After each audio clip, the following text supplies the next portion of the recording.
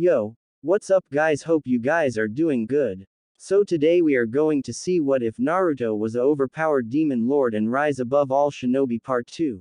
Hope you will enjoy this video, so before we start please like the video and subscribe to our channel and hit bell notification, it motivates me to upload more fanfics for my lovely audience. So let's get started. The last thing that Naruto remembered before he woke up was how he was first chased down by a mob of people, and then they basically mutilated him, used every available method to make him hurt. He has been through plenty of beatings before and he was used to pain, but today was different, because the people of Konoha were quite literally out for blood this time, after his blood, and Naruto honestly believed that they had gotten their wish granted to them this time, for right now, he wasn't sure he was either alive or not, or that he was in Konoha to begin with.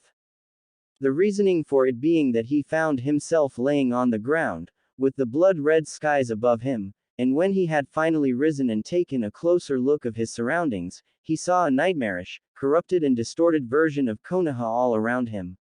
I most certainly was enough to cause a person to have nightmare, but for Naruto, somehow, what he was seeing felt oddly familiar, like this was how he actually perceived Konoha, and the entire world in his own reality. But where the heck am I? Naruto asked. Where are all the people? And what is this place anyway? Was I kidnapped or something? No, my dear, you weren't kidnapped. This very place is a spiritual manifestation of your inner world, formed by your own senses, feelings and experiences. Naruto heard a voice, and from the thick fog before him appeared an extremely beautiful red-haired woman, dressed in noble garments that clearly showed all of her beauty. But in case you do not fully understand, think of this place something inside your mind, where you currently are. By the look on his face, the woman understood that Naruto barely comprehended it all. Okay, Naruto said unsurely. So, if I'm inside my own mind, then, are you Kyuubi? Did you pull me in here? Naruto asked of her, curious of it, due to having been told by the villagers before the beating that he had the nine-tailed fox inside of him, but the woman only chuckled before answering. No, I am not the nine-tailed fox demon that those ignorant sheep think you are. My name is Gremory, Naruto, and unlike the pitiful construct that those people consider to be a demon, I am a true demon. Gremory stated to him with clear pride in her status, with Naruto looking at her with surprise, yet not fear. Curious, usually, people have a more extroverted reaction when they discern the nature of my being. What is that supposed to mean? Naruto asked of Gremory, who took a moment to process everything. My apologies. I have forgotten for a moment that you are but a child. What I meant is that people usually react with fear and terror, and not simply as surprise. Gremory explained to Naruto, who understood her. Okay, I get it. I guess I am not like others after all. Naruto said with a sad tone, with Gremory putting her hand on to his cheek and speaking with sympathy. Every person is unique in their own way, and there is nothing wrong with it, Naruto. Take pride in who you are, for none will be who you are. Gremory imparted her wisdom upon him, with Naruto feeling better. Now then, to answer your earlier question, Naruto, yes, I was the one to pull you in here. And as for how I was able to do it and why, I am afraid that those people that attacked have done far worse than everyone else that had attacked you before. Your body was physically killed, but I had managed to pull your spirit inside, in order to preserve your life. After hearing these words, Naruto took a step back, processing what he just heard from Gremory. They killed me. Naruto took a breath in, as he tried to collect himself, and failed, as the realization set in.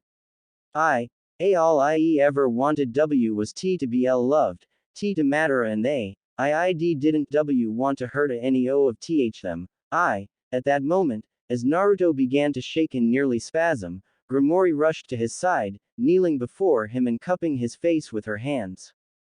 Naruto, please, look into my eyes. Focus on them and on my voice, and nothing else. Gremory's soothing and calming voice reached Naruto.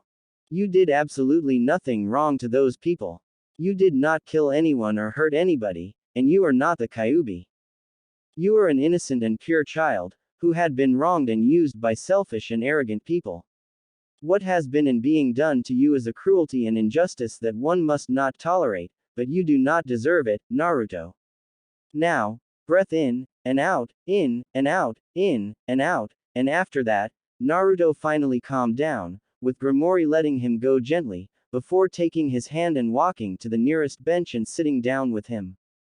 Thank you. Nobody has ever said anything like that to me, Naruto admitted, before looking at Grimoire. Are you sure you are a demon? To that Grimoire chuckled in a light manner. Well, it would be more correct to say that I am a being of extraordinary characteristics, beyond those of common understanding and reasoning, but for the sake of simplicity, most prefer to call me and those like me demons. Grimoire responded in knowledgeable fashion. Though I am a demon, I and much of my kind are not inherently evil, just like you are not inherently evil, despite what those fools may think. I know my kind does not have the best of reputations, but personally, I am not what one would call an evil entity, at least judging by standards of common human morality. Then, what are you doing in here? Naruto asked of Grimoire. Why are you inside of me? Grimoire's face hardened, as she knew that this was the hard point. I was imprisoned in you less than an hour after you were born, Naruto, alongside the soul of the Kyuubi, by your very parents. Grimoire revealed to Naruto, with him widening his eyes. And yes, before you ask, I know who they are and I will tell you everything that I know, and what you deserve to know, but first, Naruto, I require your solemn promise that you will listen to my entire story, and not interrupt or disagree with me on any point, until I finish. I ask not out of personal interest, but out of concern for you. I promise to listen to everything, Grimoire. Naruto promised, with Grimoire sighing, before beginning her tale. Grimoire held true to her word, and told Naruto all that she believed he had the right to be aware of, starting from the fact that she originally was a contracted familiar of Mito Uzumaki, the first holder of Kyuubi, before being passed on to Kushina Uzumaki, Naruto's mother. She told Naruto of the true nature of the tailed beasts, and of the circumstances of his birth, of his sisters Natsumi and Narumi, and of the attack that had happened on the night of their birth. She told him of his father, Minato Namikaze, and how he fended off the attack of a masked man and against the Kyuubi, and when the attacker was dealt with, then came the time to deal with Kyuubi. Once your father had transported you, Kushina and girls to the clearing, Kushina had summoned me through our contract, and had ordered me to assist Minato in stopping the Kyuubi. Though I will say that I detested her from the moment of our meeting, I complied with her order as per conditions of our contract, and unleashed my power upon the Kyuubi. Grimoire continued. While I was preoccupied, your father had summoned Shinigami into our world and then he made a deal with him, separated Kyuubi's powers from its soul and sealed two halves into his daughters, while the soul would go into you. The price for it was my powers and my life, and so, I was used as currency and then my soul, weak and powerless, sealed inside of you against my choice, Naruto. And from then on I have resided within you, locked away within this corner of your inner world, unable to commune with anyone, but perceiving all that is happening with and around you. Afterwards, your parents, along with Jiraiya, Tsunade, third Hokage and members of Shinobi Council, have made a plan for your parents to take the girls to Namikaze clan and train them in order to master powers of the Kyuubi, while you would be left in Konoha, as a nominal Jinchuriki, to act as diversionary bait for enemies and friends of Konoha. I am sorry to tell you this, Naruto, but Kushina and Minato, they have given you up for Konoha. Grimoire finally ended her tale, with Naruto taking quite some time to process it all, before finally speaking up. They are alive, and they left me. Naruto had asked of Grimoire, who nodded to him. Why did they do it? Were they that afraid of that masked man? Partially, I think they were, but what played the key role, at least in their mind, was the fact that they are shinobi, and in their eyes, Konoha and the will of fire, supersede even natural parental feelings and duties. Grimory told Naruto. In their mind, I suspect they acted in such a way for it was in the best interest of Konoha, but in reality I suspect it was only for their own selfish reasoning. They put their own ambitions, ideals and hopes above you, Naruto, and so they've left you. I know not if they care or not for you now, but if they had cared, they wouldn't have done what they did. Naruto finished for Grimory in a grim tone, who agreed with him. So they left me here, and everyone thinks I'm the one responsible for all that had happened. Old man Hokage, the council, they know the truth, and yet, why did they allow it all to happen to me? Naruto cried out, with the inner world shaking around them all. Because this is what they believe is best for them, Naruto, because the people do not want the truth, or ask questions. Grimory told him, with Naruto looking at her. The council in the power want to hold to their power and not have to be answerable to the rest of the people, and so instead of coming out and saying that they had done bad, they chose instead to silently place blame on you, the victim. The people wanted an outlet for their grief, rage and self-righteousness, and they found one in you, and the council were happy to give you to them. In other words, Naruto, in the eyes of this village and its leaders and even your parents, you are not even a human being. Then, what am I? Naruto asked of Grimory. A tool, an instrument to be used and discarded afterwards. So long as you are of use to them, you will live and be used by them, but you will never have any form of true freedom. Grimory told Naruto. And they will make sure you never realize it. Even now, as we speak, I know that your body was discovered and is being brought to the hospital for treatment. You will survive, yes, but Hokage will take measures as to ensure you remain loyal. What will he do to me? Naruto asked of her, before speaking for himself. He'll wipe out my memory. That and more, I imagine. I've not spoken of it, but you've long been a subject of their manipulations. You have been subjected to special seals that impair a person's ability to think, and reinforce certain concepts and ideas. In your case, those concepts are loyalty, Hokage and Konoha. Grimory stated to Naruto, who was shocked to hear. Because of them is why you were so preoccupied with your dream of being Hokage and didn't see past it. This enforced single-minded focus was exactly what they wished you to have. However, that last attack had resulted in your physical death, and so those seals were deactivated, and I have been able to gain access to it, so I am able to grant you resistance from these things. Grimory explained to Naruto, who was grateful for it. Wait, but if you are one of the more powerful demons, then why are you still here? I mean, couldn't you just up and leave? Naruto was confused on that part. Normally, I would be able to return to my own dimension and regain my power and physical body, but because of the seal, I am unable to do anything of that. Even though I am the Demon Duchess of Knowledge and can decipher and understand any piece of information, I am powerless to do anything about the seal cast by Shinigami himself. Grimory told him, as I am now, I am but the meekest of shadows of my true self. I am embarrassed to say, but to perform any form of my abilities, I have to siphon out either your or Kyuubi's chakra.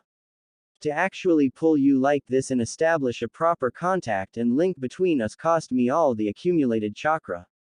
I see. Naruto told her, before he took his time to process everything and think it through, and then he spoke up again. Grimory, why did you bring me in here? If I had died, you would be free, right? I would be, yes. However, I would be ashamed of myself if my freedom came in such a way, not to mention consider myself as having betrayed the Uzumaki. It may come as a surprise, but your ancestor and third son of the Sage of Six Paths, Minashiro, was the one to first make contract with me, and I had helped him and his family survive the start of the war between Indra and Ashura. Grimory revealed to Naruto, I've always been fond of Uzumaki, their spirit and principles, and so I from time to time entered into contracts with them. The last one was Mito, whom I had great respect and admiration for, while Kushina, your mother, for the lack of a better term, is a laquid hypocrite, with whom I hope to settle score. Is this why you need me? To help you get revenge? Naruto asked of her, already suspecting the answer. You are partially right, Naruto. I want vengeance, yes, but I also want to help you. Grimory pointed to Naruto. Like I said, I am fond of Uzumaki, and I do despise those shinobi, not only for what they had done to you, but also to all of Uzumaki clan. So, I would like to form a pact with me. Like a contract. But didn't you already have it with Kushina? Naruto asked of Grimory, who clearly was not pleased at that mention. Sorry, I didn't mean. No, it is alright. The contracts between demons and their summoners are different in nature, rules and duties than those between summons and shinobi. In essence, once we form a contract, you get access to not merely me as your familiar, but also right to utilize my knowledge and such. At the same time, summoner must look after their familiar and their interests. In short, it is a pact of mutual partnership and help, and one that Kushina obviously had broken. Grimory stated to Naruto, and by doing so, she had sent a message to any and all potential demon familiars who associated themselves with the Uzumaki that she is not to be trusted. Now, as for benefits of having me as your familiar, you will have my help and my knowledge in all things that I've grasped and learned, and as the demon of knowledge that rivals Dantalion and some gods, I hold a great deal of knowledge, from arts of shinobi to advances sciences and mysteries of the worlds beyond. Okay, and on my end, you wish for me to help get your revenge? Naruto asked, with her smiling in knowing smile. Oh, it will be more than that, Naruto. I wish to reclaim my body and power, with your help, from Shinigami, and I already have a way of achieving it. Grimory told him, I will be more than happy to reveal it to you, if you pledge to form our contract, and to add to it, I will assist you in whatever endeavor you set out for.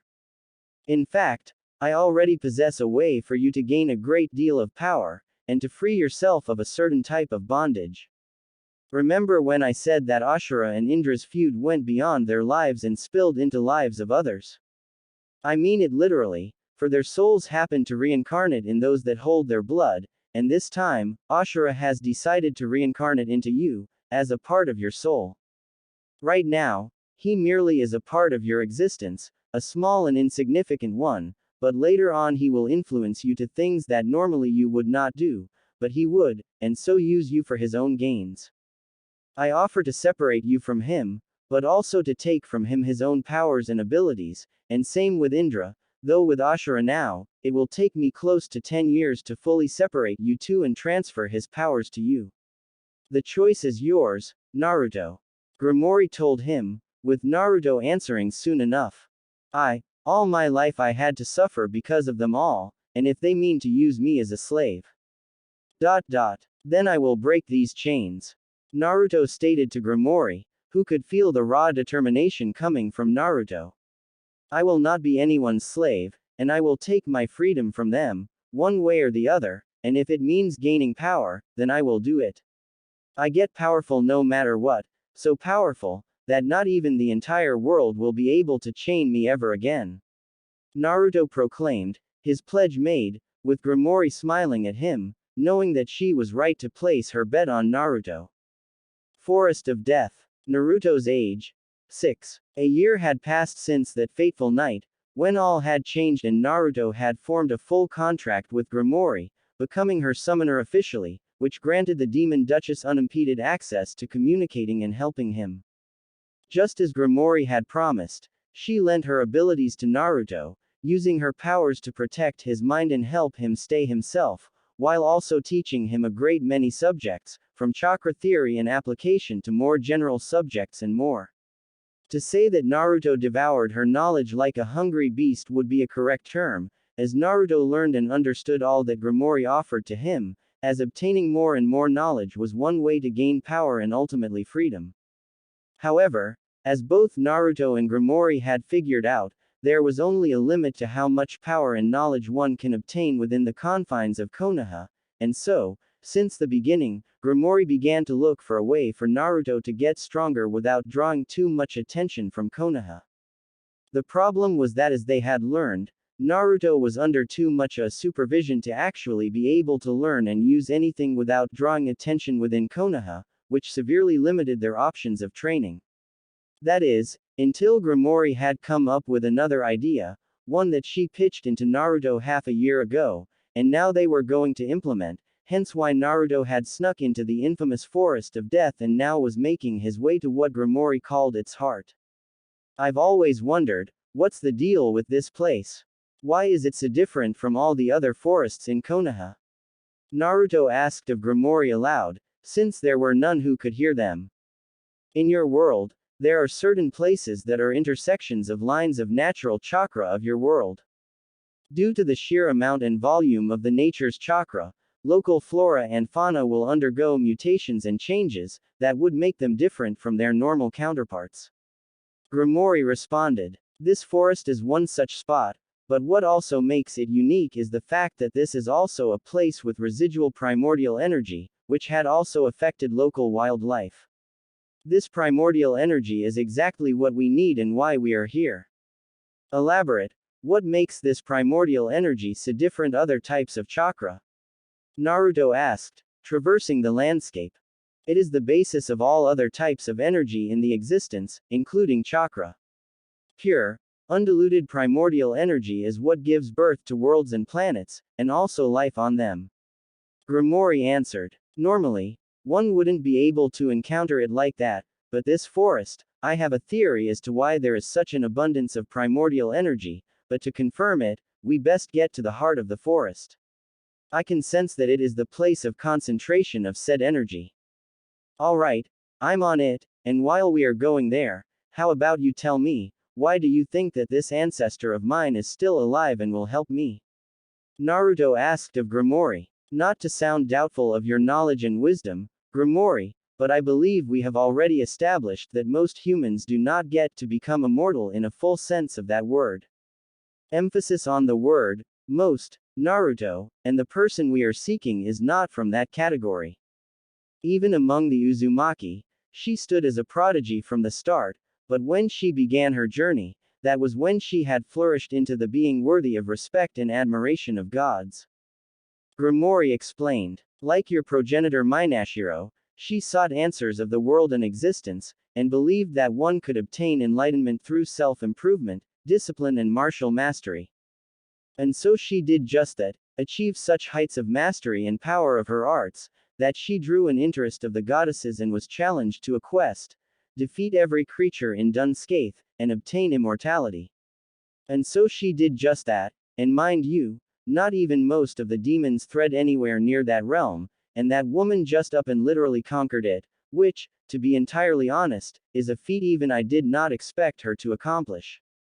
Huh, if I did not know any better, I'd say that you are fearful of her.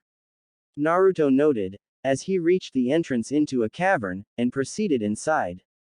Fearful of her? No. Downright terrified? Yes. Grimoire responded, with Naruto traversing the dark passage. Let me make it clear to you, Naruto, Scathach is the first actual human from this world that had killed not one, not two, but 7 Otsutsuki clan members, and I'm talking about higher-ups. And that was before her ascension into the godhood, so you can understand why even some of the great kings of hell would rather avoid incurring her wrath. On the plus side, she did pick up a hobby of training promising Uzumaki, if they find their way to her. Sadly, traditional route to her is closed, so we will have to improvise. Now then, we should be nearing our intended target. Just as Grimoire had said it, Naruto stepped into the large clearing, with a hole in the ceiling of the cave, giving it light and showing something quite interesting to both him and Grimoire. Is that a horn? Naruto asked, as he walked to what appeared to be a pitch black with red blood lines broken horn, impaled onto the floor by a sword made of out pure black metal with strange red lines on it, making it appear like some kind of mechanism or such. This doesn't look it's from Konoha. Never seen anything like it. Unsurprisingly, since it is not of this world, but I happen to know what this is. This is Excalibur, an extremely powerful sword, with enchantments that allow it to consume energy and convert it destructive power. Grimoire replied with clear indication of a surprise.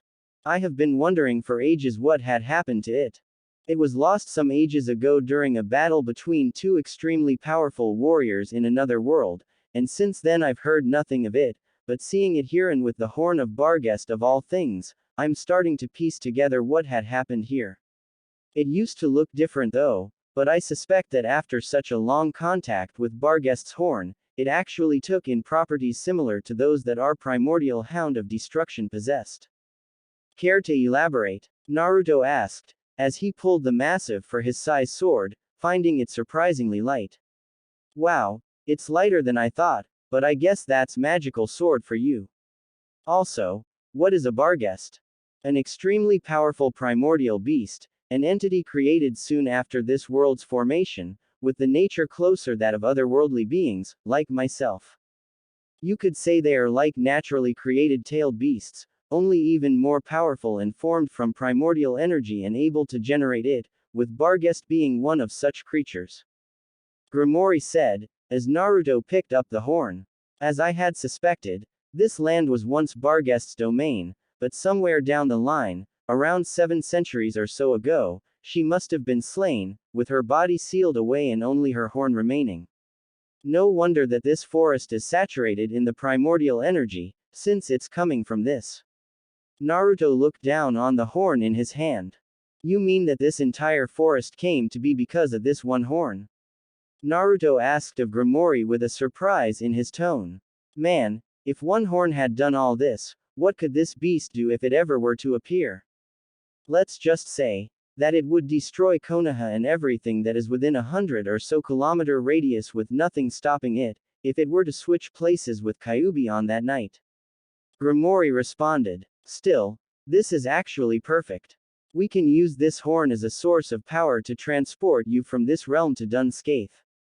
Now, then here's what you need to do, and so Grimoire went into explanation of the ritual.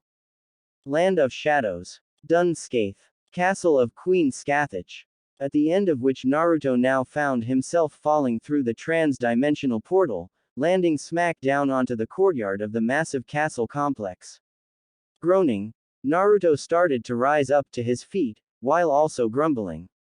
You know, you could have warned me of how painful this would be. Naruto stated with no small amount of anger. Given that this is your first time traveling between realms, along with the fact of you not even being a novice and the sheer complexity of performing said feat of magical nature, I would say you performed marvelously. Grimoire retorted. And as for the pain, we were rather Spartan in the resources, hence had to forego supplementary preparations. Still, all things consider, I would consider this a momentous success. I'll take your word on it, Naruto grumbled, as he finally stood up and looked around. Huh, I was expecting something, I dunno, more shadowy for the land of shadows. A word of advice, young traveler, to not judge one place at a first glance. A regal voice spoke from behind Naruto, forcing him to turn and face an extremely beautiful woman with long purple hair and red eyes with body curves that would put every Konoha beauty to shame, encapsulated it all in a dark purple bodysuit, with her hand holding a menacing crimson-red spear. I apologize for any insult. I did not mean to intrude thoughtlessly upon your domain. Naruto bowed his in respect, with the woman seemingly not reacting for a moment, before she spoke again. Raise your head, young one. She told him. Once he did, she took a good look at Naruto. Most curious, tell me, young one, what is your name? The woman asked of him in a polite and regal tone. I am Naruto Uzumaki, pleased to make your acquaintance. Naruto introduced himself with a bow. A member of my clan, I see. The woman said in quiet tone to herself, before speaking to Naruto. I am Scathach, queen of this realm that you know as Land of Shadows, and mistress of this castle and once member of your clan. Tell me, Naruto, why have you come to my realm? All those that came before you were at least 10 years older than you, and traversed my realm's lands first before coming here, yet you've arrived right at my doorsteps through a rather crude method. I would have thought that elders of our clan or your parents would do their best to dissuade one such as yourself from such dangerous activities. About that, if I may ask, how long has it been since you've had any visitors from my world, my queen? Naruto asked politely, with Scathach cocking a brow up at this question. You may address me as Scathach, for I am not your queen. Scathach told him. And to answer your question, time in my realm moves at my own discretion and differs from one in your realm. Hence I will not give you a proper answer, but your question rouses in me suspicions of dire nature. Tell me, Naruto, what has become of our clan and of the world? Naruto could only let out a tired sigh. It's a long story. Naruto simply said, with Scathach simply summoning 2 chairs for them, sitting comfortably in one and offering another to Naruto. Thank you. Naruto accepted, and sat down. Fortunately, we have all the time in the world. Scathach responded. Well, to begin with, and so Naruto went on to elaborate to Scathach all of the events that had led to him coming here, along with all of the events that had happened since Scathach had received her last visitor from Uzumaki clan, with the queen listening to all and only after the tale's end did she speak. So, the tragic end has befallen our clan. Though such was a common fate in the times of Sengoku and one was to be prepared to face it, it still aches my heart that such was the end of our clan. Scathach replied with sorrow in her voice. I've heard of those shinobi villages being formed from Mito, and thought that they would only bring more death and conflict, which our clan needed none of. It saddens me that my last student's life had been spent in service of this foul system and protecting, but what truly infuriates me is the way in which you have been abused and made to suffer for others' ambitions and greed, Naruto. You have my heartfelt sympathies, and vow that if it is your desire, you are more than welcome to live in my realm to escape the Hidden Leaf Village. I vow to offer to you every form of protection that you may require. Scathach pledged to Naruto in full seriousness, touching Naruto. I am very touched with your proposal, Scathach, but I have come not to plead for a sanctuary. Naruto told her, with Scathach looking with curiosity at him. Grimory had told me that you grant a privilege to train and learn from you to the finest men and women of Uzumaki clan. I know that I am nothing compared to those that came before me, and that I am a son of the traitor, but I ask you to give me a chance to learn from you. At that moment, Naruto sprung on his feet and then knelt and bowed his head before Scathach. I know that I possess little to nothing of worth, but I plead to you to at least give me a chance to earn your. Before Naruto could continue, as he felt Scathach's hands reach for his head and gently raised it, with Naruto seeing Scathach's soft and warm eyes gaze into his. Raise your head and stand up, Naruto. She gently helped him, before speaking to him. Many have come here, boastful of their accomplishments and abilities, thinking of my training as commodity, and all were found wanting by me. To humble oneself like you did, and to possess such strength of character, even after all that was done to you, this takes courage, and courage I consider a defining trait of character by which I decide whether one is worthy of my training or not. And you I find worthy of it, so stand tall, Naruto Uzumaki, for I take you on as my apprentice. I am most grateful, Shisho. Naruto bowed his head again, with a faint smile crossing Scathach's face. Normally, I train my students for only several years, but with you, I shall train you for 8 years, for I shall teach you in arts that I have reserved away even from my most promising students. Scathach told Naruto, surprising him. However, while in training, I will not have Grimory impeding you in any way, so she is to cease all of her actions with Ashura's soul in you. She may continue once you return to your own world, until then, I would have you at your most powerful. I thank you, Shisho, but if I stay here for so long, wouldn't everyone notice that I've grown up quite a bit in Konoha, when I come back? Naruto asked of Scathach, who simply smiled. Also, wouldn't I be missed? Within this realm, time flows at my volition in relation to other realms, so while here we shall spend 8 years, only a moment shall pass in yours. And as for the predicament of your appearance, Your education under me shall also be supplemented by the one you receive already from Grimoire.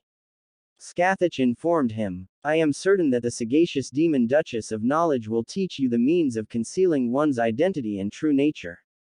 Oh, you better believe it. I'll teach you such techniques they'll never be able to tell your clones apart from the real one. Grimoire promised to Naruto. Thank you, Shisho. Naruto smiled to her. Please take care of me. I will, Naruto. She promised to him. 1 second in Shinobi world later, 8 years later in Land of Shadows. Naruto's age, 14. The very next second after Naruto had left this world for the Land of Shadows, a new rift opened up right in the place where he had left, and out stepped not a scrawny, malnourished kid, but a young man, strong and lean in build, dressed in a dark purple coat with dark red details and armor plates on it, with same colored armored shirt and black pants underneath, with armored greaves and gauntlets. His face was leaner than sharper than that of Minato Namikaze, but one could clearly see the resemblance, while his hair was not so spiky and more naturally messy, having grown paler in tone, with his eyes now colored of gold, serving as signs of his training with the legendary Witch of Land of Shadows. Taking in one breath, Naruto Uzumaki looked around and finally spoke up. Home sweet home, Naruto said, as he sensed the flow of energies surrounding him through his sensory abilities. Well then, no time like the present. Time to get to work. Yang style. Shadow clone jutsu.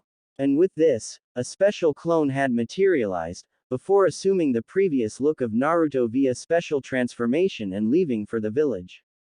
With the Yang style application, that clone will pass on as you with no problem, and thanks to our contract, we'll have a full-time feedback from him. Grimoire responded, as Naruto recalled his lessons from her on the subject. This should give us free time to start on our work outside of the hidden leaf.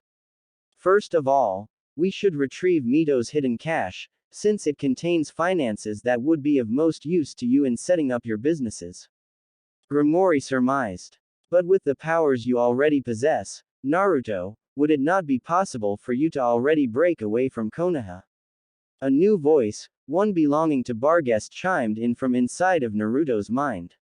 After your training with Lady Scathach and having stood your ground against me, I am highly doubtful that anyone in this village would pose a significant enough threat to you.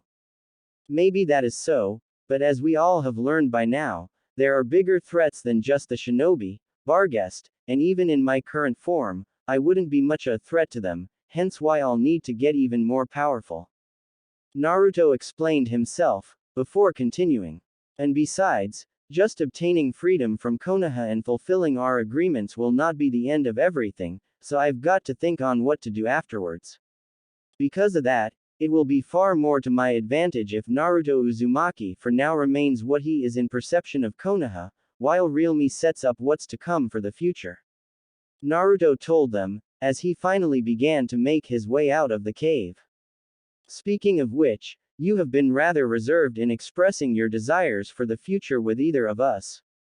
Grimoire noted. I understand that you have had time to think things through, so what have you come up with? I would have imagined that you would already know it all, considering where you reside. Naruto noted with dry tone. And I would have imagined that by now, you would have learned that I do respect your privacy. Grimoire noted back, with Naruto chuckling to that. Let's just say that I'm not planning on playing this endless game of Shinobi, or to follow their rules. Minato and everyone else thought that they are going to own me like their tool and use me for their amusement. I think I shall do the same to them. Naruto told them, with both entities slightly confused by his decision. Do you still mean to become the Hokage? Barghest asked of him. I believe it was well established that it would be virtually impossible for you to become one. The very village would not allow you. Then it's a good thing I'm no longer aiming so low, Barghest. Naruto chuckled, as he was finally out of the cave, before his chakra sensory picked up something close by. That feels odd, like nature chakra inside of a living person. Gotta investigate. And after pulling out a metal mask of same color as his attire and putting it over his eyes, Naruto quickly reached the location from where he felt the disturbance.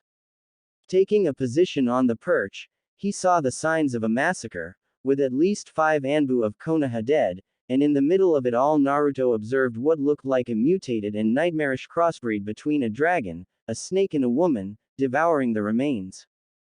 For most, the sight such as this would have been enough to pass out from shock and fear, but Naruto had literally seen worse things in the land of shadows, and had killed them. Deciding to take a moment to examine this abominable creature with his senses, Naruto soon understood what the problem with it was. That woman is somehow taking in nature chakra without sage mode, and it is mutating her via alteration of her physique and chakra network. Naruto said aloud, as he observed the woman feast upon the remains of the Anbu. That process is burning her nutrients like wildfire, so she is trying to replenish. If it keeps up, she'll either die or lose her humanity entirely. Neither of which are particularly good fates, but if you would like, I believe the two of us could save her life. Grimori spoke up, as she too observed the monster, as it roared in pain and hunger. The choice is yours, of course, Naruto. Naruto took a few moments to consider, before making his decision, dropping down onto the ground level, immediately drawing the attention of the mutating woman, as she roared and charged him. I don't know if you can understand me, but if you can, then please bear with me for a second. And then Naruto produced one of his crimson chains and sent it towards the monster, restraining and then sending a powerful enough pulse to knock it out, finally stopping its rampage. Alright, now to examine and help her. Hours later, Anko Mitarashi was no stranger to waking up and feeling like she had been through hell and back, but what she felt right now was impossible to compare to anything, and what was the worst of it, was the fact that she had remembered every single moment of when she had been undergoing that transformation. The pain, the hunger, the raw instinct and worse, young Shinobi didn't know if there ever existed such an excruciating and mind-destroying pain like this, but what was worse was the fact this was not the result of her own volition. It was the result of Konoha's Shinobi doing it to her, to one of them in an attempt to replicate and use the cursed seal that Orochimaru put on her, or at least that was the intention. What did end up happening was a sudden and unexpected mutation and Anko broke out, fleeing to one place where she felt safe, where she was chased, and then Anko's eyes widened as she realized that she was back in her human form, sitting straight up and observing her surroundings, seeing that she was in some sort of cave, with a hole in the ceiling, and a fire near her. And sitting next to her was the person who had knocked her out, who appeared to be a young man with pale blonde hair and fair complexion, one clearly a handsome one, with an air of mystery and power about him. Glad you are awake, Anko. I believe that is your name, Anko Mitarashi. The man asked of her, with Anko blinking at him with confusion, before he sighed and spoke up again. In case you are confused, yes, you are alive and I've saved you from your transformation. I've taken care of that seal on your neck, so your old teacher won't be bothering you. The man answered to her, with Anko taking a few moments to process it all. And, what about those Anbu? She asked of him, with the man shrugging it off. The ones I've eaten. She was ready to vomit, but then the man spoke again. Yes, you did, but it was not your fault. You were not in control of what was happening to you, so do not blame yourself. He told her, with Anko turning to look at him. I've made sure it won't happen again. However, I am afraid I was not able to pull that mutation completely out of you, since the seal had transformed too much of your organism. Fortunately, I did the next best thing, so which had saved your life. And, what did you do to me? She asked of him with suspicion, before she realized something. You didn't rape me while I was knocked out cold, did you? She suddenly asked of him, with the man cocking a brow up at that, with Anko literally pointing to her being stark naked before him. Despite my looks, but I do have morals. Besides, I was preoccupied with more pressing matter of saving your life. He responded. As for what I did, I've basically streamlined the mutation and adjusted it into what those people were trying to achieve. In short terms, your body now is able to absorb nature chakra naturally, without any harm to you, so you can use it as a supplement to your own chakra, hence why you can sense it all around you. And in addition, you now also have a second form available to you. If you are curious, do the same thing you would when activating that cursed seal. It is best you see it for yourself. Anko decided to trust in his words, and did just that. Soon enough, she felt her body absorb a great deal of nature chakra, and then she felt it happen, similar to what had happened the last time, but instead of any pain or agony, she felt something akin to euphoria, like she was releasing herself. Anko's body grew in height and muscle mass, with her hair growing straight and long, reaching to her ankles, while taking in a bright purple color, with her eyes taking similar color. Then skin on her limbs changed into hardened black and golden scales, her feet and hands becoming clawed, with a tail soon sprouting from her backside, of same color, resembling one of snake. Beforehand, Anko would have been utterly terrified by what had happened to her, but now she felt like she was herself, as if it was natural as breathing. As she observed herself for some time, she soon turned her attention to the man, who simply minded the fire and kept it going. Why did you do it for me? Who are you anyway? She asked of him. Because I felt like it, and after I've read the mind of the creature in the seal and the other Anbu that came after you, I've learned what had happened to you.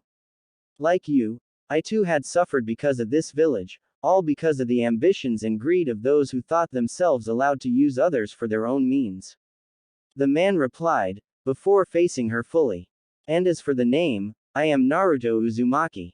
He replied with a small smirk, with Anko not believing him. You are shitting me. I've seen that kid many times and ain't no way you are him. Anko stated to him, before Naruto looked her straight into the eyes, before forming a sign. What are you? Like I said, best you see for yourself. And then he sent her a genjutsu with a summary of his memories, which answered all of her questions, causing Anko widen her eyes in shock at him. Believe me now. Fucking hell. And you just came back and, Anko was processing all that she had seen and sensed, just as Naruto finally stood up, dusting off his coat.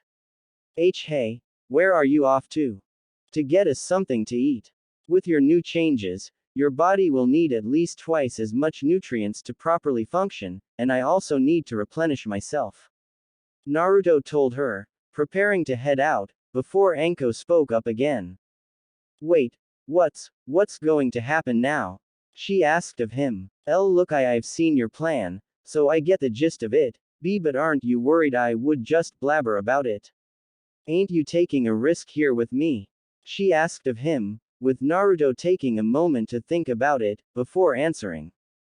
To be perfectly honest, yeah, I am taking a risk here with you. It would have been safer for me to leave you, but I decided to do a decent thing to someone who clearly was wronged by Shinobi. Naruto responded to Anko, who was shocked to hear him say it. Speaking of, the ones who tried to experiment on you belong to some clandestine faction within Anbu, called Root, with a big shot called Danzo Shimura heading it all.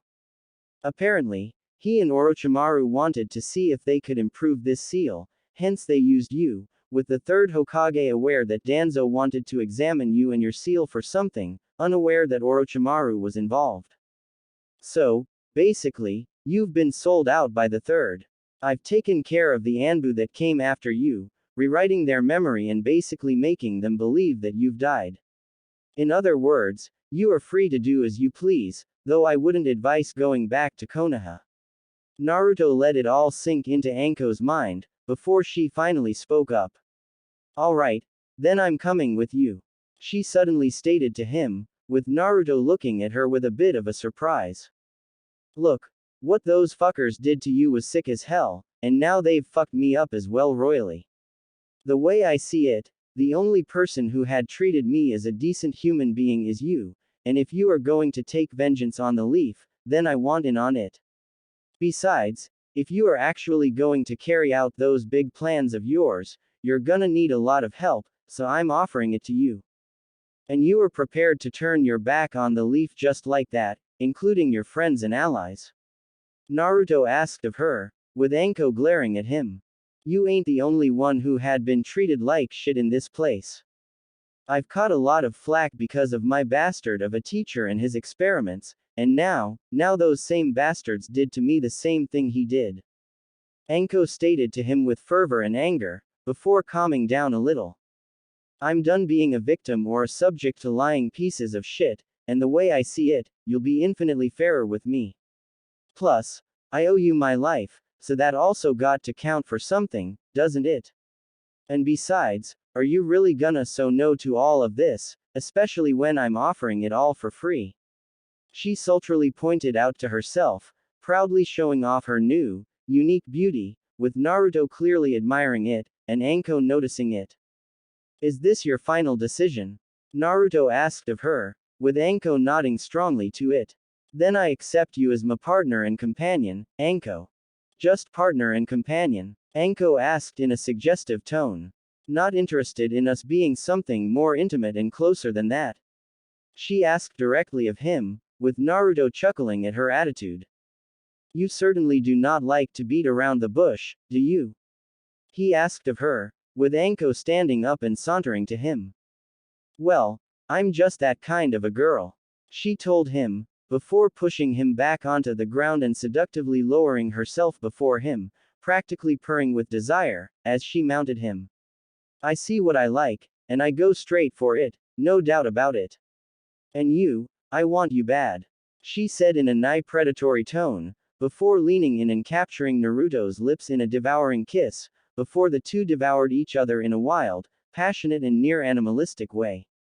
Safe to say, that afterwards, Naruto had no doubt in Anko's loyalty, and once the sun rose again, Naruto and Anko headed off to lay the foundation for what would be the end of reign of Konoha. Half a year later, Hyuga clan's secret sacred grounds. Naruto's age, 14. The last half a year have been rather busy for Naruto and Anko, starting the foundation for Naruto's shadow enterprise, establishing connections within various spheres and places within Land of Fire. Not an easy task, to start up such an endeavor from ground up, but Naruto wasn't one to complain, and the secret financial cash that he retrieved from Mito Uzumaki's hideout was more than helpful in proving the startup capital for his needs. While his network was still in infantile phase, Naruto at least could be certain that it wouldn't so easily discovered by anyone, as he took precautions to ensure it, along with avoiding poking his head anywhere that would immediately attract attention from anyone with significant power, like Konoha. Still, he was making successes and was on the right track, and Naruto initially thought that he wouldn't be personally back in Konoha for at least another half a year, allowing his young clone take care of playing the role. However, it was the report from Grimoire of the activities of his clone that first got him curious, and then concerned, as it touched upon the subject of one Hinata Hyuga, a shy, innocent girl that Naruto happened to have saved before he had met Grimoire. According to her, Hinata had suddenly gone missing some weeks ago, and no one knew where she was, with her clan not disclosing any information. Normally, none would have actually given much thought about Hinata, but there was the fact that she was rather interested in observing Naruto from afar, and Naruto was aware of it, and now she had suddenly disappeared. This had roused Naruto's worries, since despite her shyness and near stalking, he did have a soft spot for the girl, hence why he took time to return to Konoha and investigate what exactly was going on, with Anko coming along as well. Deciding to extract information directly from the source, Naruto had ambushed and acquired the needed information from a high-ranking member of Hyuga clan, before erasing his memory of the incident. From him Naruto had learned that Hyuga elders have decreed that Hinata was to be disinherited, and that she was now to be instead used for some kind of ascension ritual, which, according to the information Naruto had gotten, would make Hyuga clan the strongest in the leaf. All that he had learned pointed to the fact that the Hyuga were using Hinata in much the same way as Anko was used by Orochimaru and Danzo, so the two decided to intervene. Stalking their way into the hidden sacred grounds of Hyuga clan, located in an isolated part of Konoha's exterior territories, Naruto and Anko, wearing matching outfits, concealed themselves and observed what was going on the grounds below them. On the clearing, Naruto and Anko observed seals written in blood, which glowed with chakra, with Hinata, unconscious and bare, laid in the center of the circular seal, with over 20 Hyuga members guarding it, while another 5 were performing seals. One of the elders held in his hands a large black and red crystal, seemingly filled with a twisting and formless substance, which was quite literally pulsating with power, and not normal one for the shinobi, and eerily familiar to Naruto. That crystal, it feels like the primordial energy, but worse. Naruto quietly stated, with Anko listening to him. It's pulsating with such darkness, like it's a soul, and yet not. Naruto's tone was more than enough to cause Anko some concern, but what she had noticed next was enough to scare her a little. Naruto, your hand, it's shaking. She pointed at his right hand, which was indeed slightly shaking. I'm getting some seriously bad feeling from that thing myself. Like I want to be 100 miles away from it. I do not blame you, and I personally am baffled that those fools would even think of interacting with this thing. Grimory's serious tone was enough for Naruto to regard this situation as severe. That is a crystallized energy of darkness, an element of creation closest to the primordial energy, but is extremely dangerous and unstable. What's worse, darkness has the ability of absorption of all kinds of matter, physical, energetic and even mental and spiritual. That particular one had been absorbing negative emotions, such as anger, pride, lust, the whole 7 deadly sins, so it must have been here since the days of beginning of Sengoku. And Hyuga, oh no, Naruto, stop them. No matter what, do not let them put into Hinata. Naruto heard her, and within a second he summoned his dark Excalibur, with Anko partially transforming into her Gorgon form, as she had dubbed it, before they jumped from their hiding place. Intruders. Stop them, we've come too far to be stopped now. The elder ordered and rushed to Hinata, with Naruto dashing towards him as well. About halfway to his target, 7 Hyuga members tried to intercept and stop him, ready to utilize their gentle fist style, but were too slow to do anything, as Naruto swung his Excalibur once, unleashing a powerful dark wave, which obliterated them and freed his path, while Anko held off the rest. Reaching the borders of the seal, Naruto then noticed a barrier erected and preventing him from entering, supported by the other 10 Hyuga members. Seeing as the elder was closing in on Hinata, Naruto decided that there was no time to waste, and so unveiled his trump card, with a fearsome red spear appearing in his hands. Gai Bolg, seek your prey. And with the name of his spear invoked, a dark red line was unleashed from its tip, before traveling to strike the hearts of every Hyuga in the seal's premises, taking out the Hyuga elder last, with him failing to reach his intended target, with the barrier coming down. Alright, now to safe. Gods, what have they done to her? Naruto asked in shock, as he reached close enough to examine Hinata's body, seeing black and red lines on her pale body spreading from different points, as she convulsed, with her Byakugan eyes replaced with appeared to be shards of the crystal, with darkness spreading out them. This is even worse than I had thought. These sick mongrels have already implanted smaller shards of this crystal into her body, probably to begin adjusting it for the infusion of the big one into her. There is no way we can purify or remove those shards from her, they are already part of her, but the problem is that she is now being transformed into something similar to a demon, but the changed side is clashing with her human one, and she is essentially dying. Grimory stated to Naruto.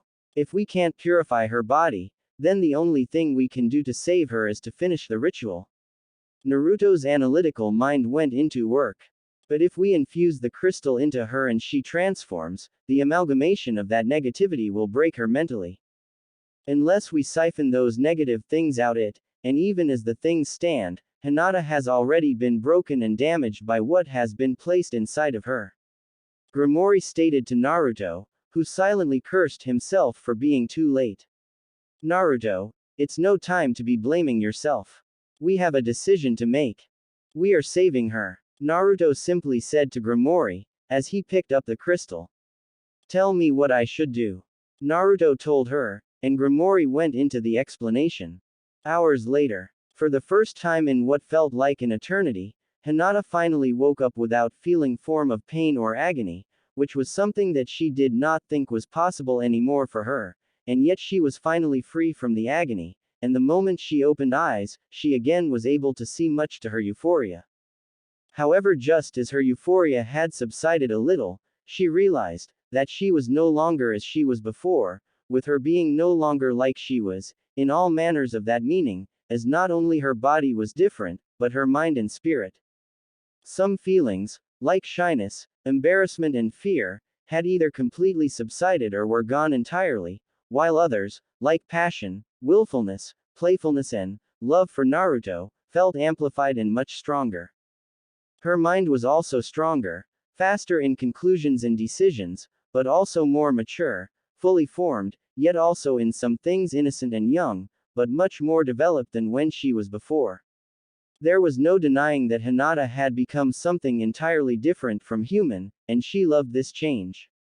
Only after she reveled in her new raw changes did she finally take time to realize that her body had also undergone extreme changes, as she was no longer a little child, but a fully grown young, with quite a developed set of curves to add to it, as she observed herself via a pond that was near her. Her eyes were different, ruby red in color, but she could sense Byakugan them, or something similar to it, while her skin turned quite fairer, making her appear like a doll almost, with her hair long and snow white. Surprisingly, Hinata didn't feel herself scared or disgusted with her appearance, quite the opposite was the truth, as this acceptance brought a sense of fulfillment and joy to her. Once Hinata's self-observations were over, did she looked around her sides and finally noticed the two persons that were in here, a woman and a man in similar garments, but also different from normal people. And the man, Hinata's new senses that she knew not she had until now almost screamed to her that he was Naruto, the boy who had protected her from the bullies and instilled in her the way to live. He was seated on the ground, clearly weakened and tired, breathing heavy and seemingly unable to move. Naruto-kun, Hinata asked in quiet tone, taking in the sound of her new voice and drawing the attention of both him and his companion. You are awake, Naruto noted with a ragged breath. I am glad that you are alive, Hinata. I am sorry too, to have come so late. Naruto said, as he seemed to struggle to even breath, the sight of him in such weakened state rousing a near primal sensation of fear in Hinata, and she moved to close the distance, with Anko stepping in between the two of them. Whoa, easy there, lady. You've just been through hell and, at that moment, Hinata suddenly moved and grabbed Anko's throat with her arm, lifting her up and looking at her with absolute bloodlust. Get away from Naruto, she practically growled at shocked Anko, as she prepared manifest her second form in full, while from Hinata began to appear black-red energy, before it began to take form of dark appendages, preparing to tear Anko apart. Hinata. One word from Naruto had seemed to snap Hinata out of her rage, as she turned her full attention to Naruto. Let Anko go. She is very dear and precious to me, just like you are. Naruto said with a ragged breath, and the moment Naruto said seemed to have clicked something in Hinata's mind, and she immediately let go of Anko, and she looked extremely sad and guilty. I am sorry, she said immediately, while Anko coughed and regained her breath. I do not know why and how. Do not worry why yourself, Anko said as she regained her breath. But damn, you near choked me to death. I know Naruto said you'd no longer be a human, but you demons must really be built different then. Demons? Hinata asked, before she looked again at her form. Is this what I am now? Allow me to clarify, and salutations, Hinata Hyuga. Suddenly, Grimori's voice was heard in Hinata's head. I am Grimori, the demon duchess of knowledge and an involuntary guest within Naruto, alongside a certain pseudo-yokai and a primordial beast. But do not concern yourself with it for a moment, what you need to know is that I am communicating with you through a special seal that Naruto placed on you, which allows me to connect and speak with you, and I shall now bring you up to speed. I would appreciate if you could bear with me for a few moments, and so Grimori began to explain the whole situation to Hinata, and while for her it felt like hours, in reality it took but a moment, and once she was done, she finally spoke up as she looked up to Naruto with the warmest of smiles.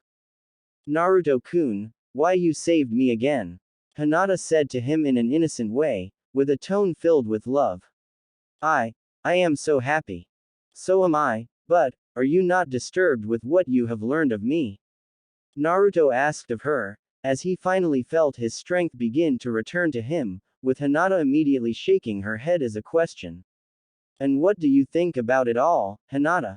He asked of her, with Hinata thinking but a second about it. I want to help you, to join, assist and fight alongside you.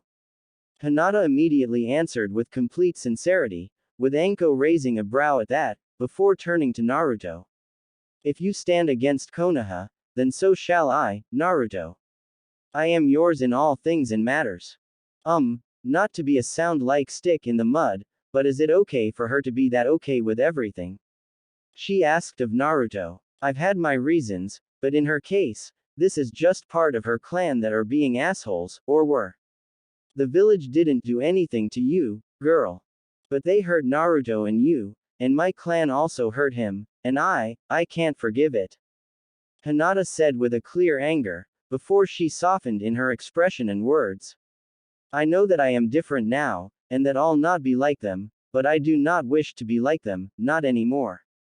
I am who I am now, and if Naruto would have me, then I would give my all to you. She told him with complete sincerity, with Naruto taking a moment to consider it all, before he finally gathered his strength, standing up and speaking to her. Is this what you truly want? Not out of any form of obligation or debt, but you personally wish, Hinata? Naruto asked of her. Yes, Naruto, I am yours, forever and ever, in all that I am. Hinata stated with complete devotion, with Naruto sensing her complete sincerity. Like I mentioned, the shards have affected her mind, altered her way of thinking, made her more extreme and straightforward, but also more sincere and open, with her core remaining the same. Grimory told Naruto through their link. She does have a mind and being comparable to you and Anko in maturity, and she can alter her appearance and appear like she was before transformation. Not to sound purely materialistic and practical, but she could be a serious asset within Konoha. Naruto-kun, you need someone you can trust to further your ideas and plans within Konoha, and I can do that. Grimory will train me and I will learn from her, and I promise to be useful to you in any way I can.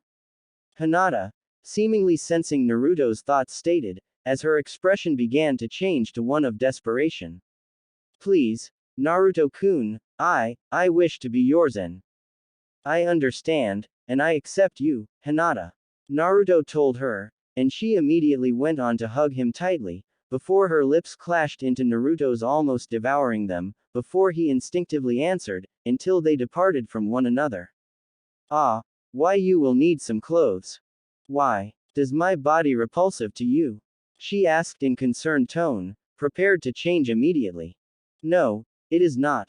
It is extremely alluring and arousing. Naruto admitted, with Hinata happy to hear it. But we do need to cover you, since it must be uncomfortable for you to be so exposed. Hinata merely giggled at that, as her hand came up to Naruto. I do not feel exposed or embarrassed, and if Naruto-kun feels happy to see me like this, and at that moment, Hinata's other hand reached for his crotch, touching it quite openly and clearly. Then I am very happy and want to make you feel even more pleasure than just from seeing. She stated in a sultry tone, with Anko letting out a whistle. And you said I wasn't one to mince words. Anko commented with mirth and clear arousal, as she licked her lips suggestively, while Hinata was all prepared to partake in Naruto.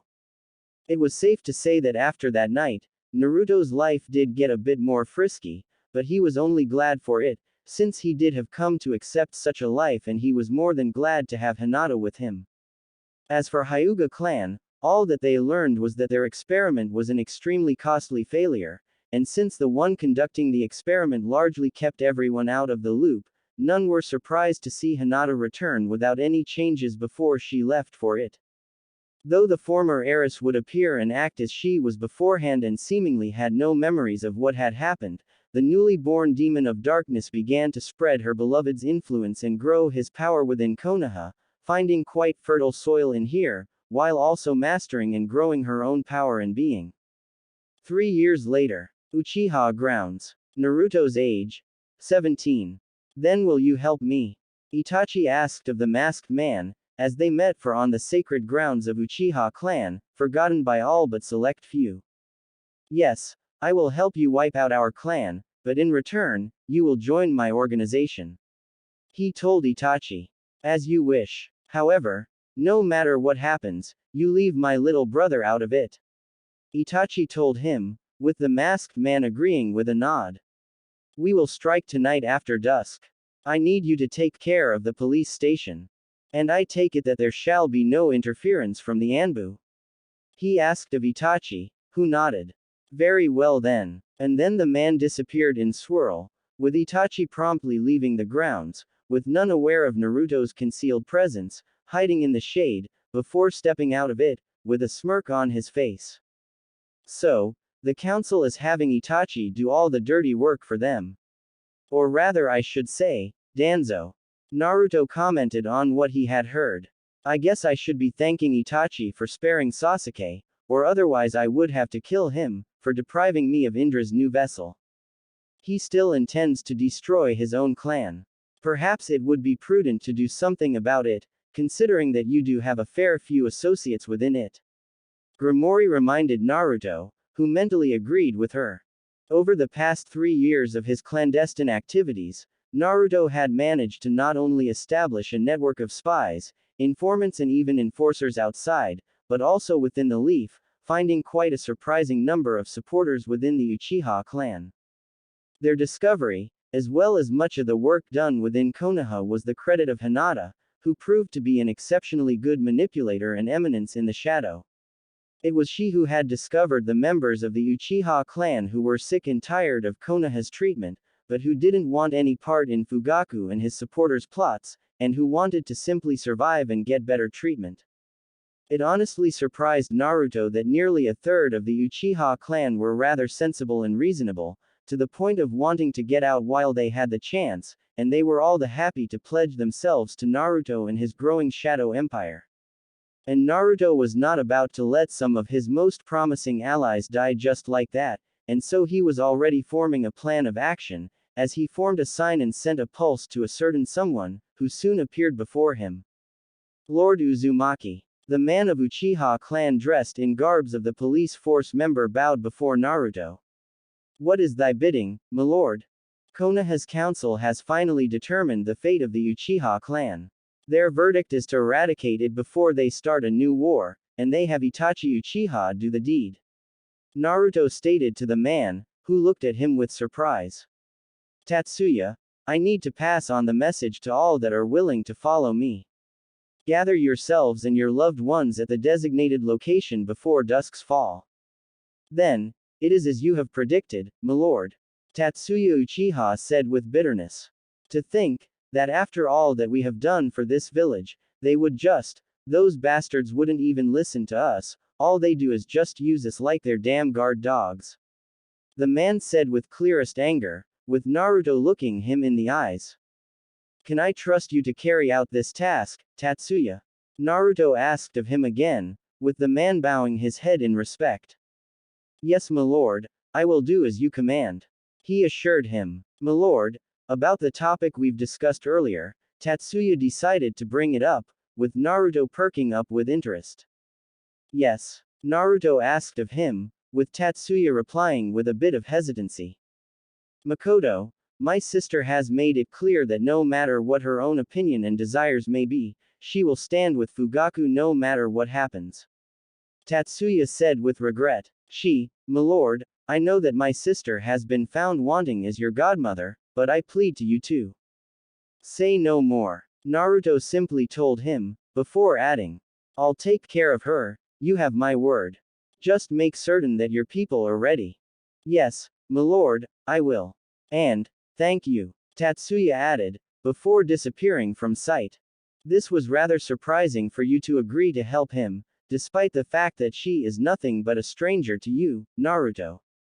Barghest noted with surprise. It will also add additional difficulties in regards to preserving the survival of your supporters from the eyes of Konoha. Is it wise to do so? Wise? Nope.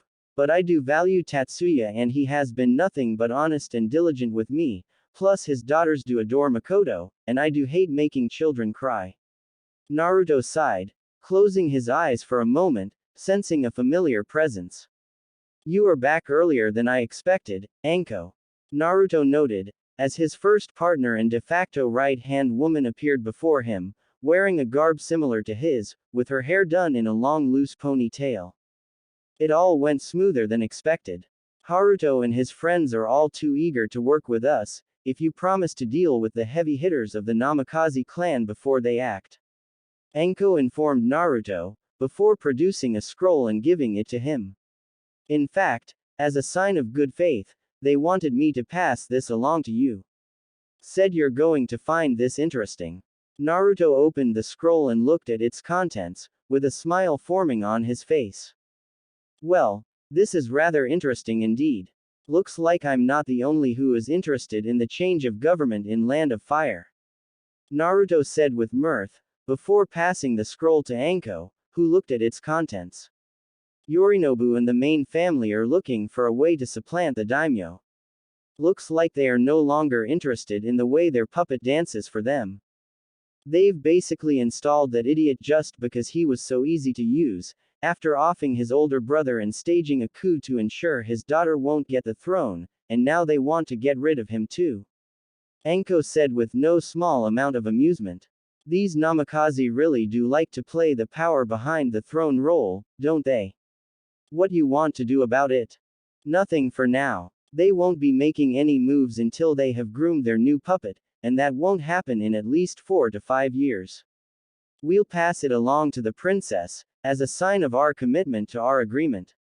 Naruto told Anko, who nodded to him. But first things first, we've got a certain old schemer to put down for good. After hearing that, Anko's lips curled into quite a vicious smile.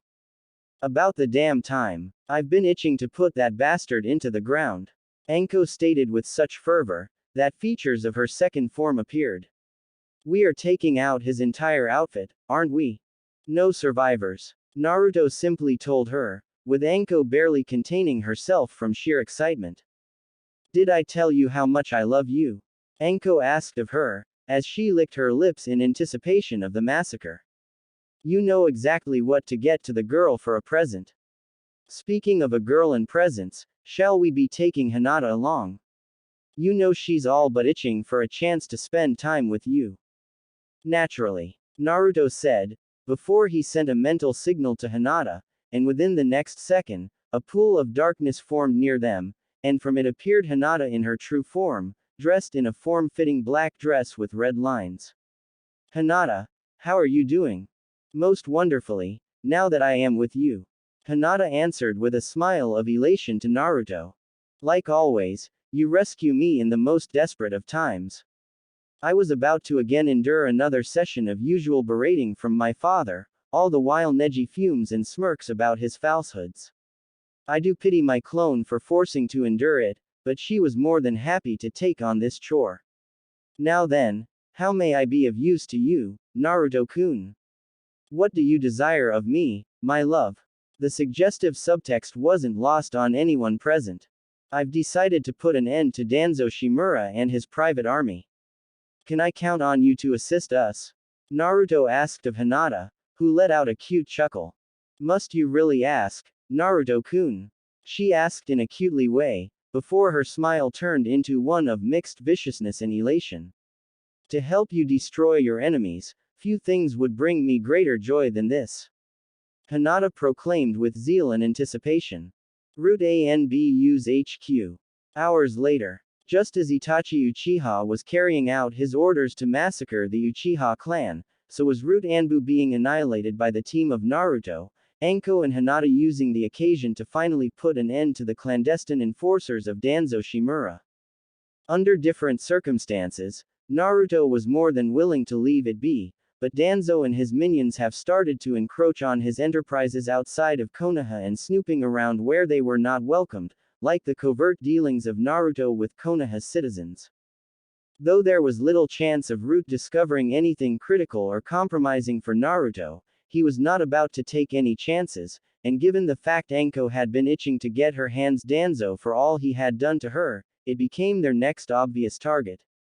Despite the Root basically being a division of Anbu, which are supposed to be the finest and best shinobi the village can muster for their defense and offense, Danzo's puppets proved not much a threat when directly confronted with the trio.